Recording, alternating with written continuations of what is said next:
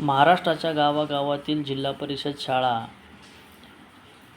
ह्या कमजोर झालेल्या आहेत. कशा?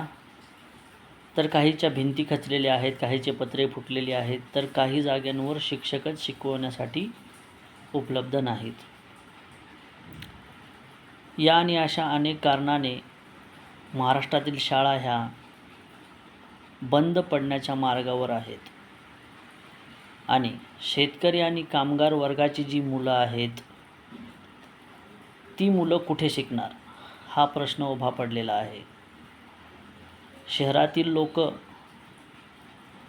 इंग्लिश स्कूलकडे धावलेले दिसतात, परंतु एक मोठा वर्ग जो आहे शेतकरी कामगार, तो गावातच राहतो.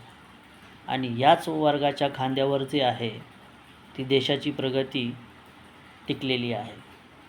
आणि हाच वर्ग जर शिक्षित नसेल तर हा देश पुन्हा रसातळाला जाण्यासाठी आपणच कारणीभूत ठरणार आहोत.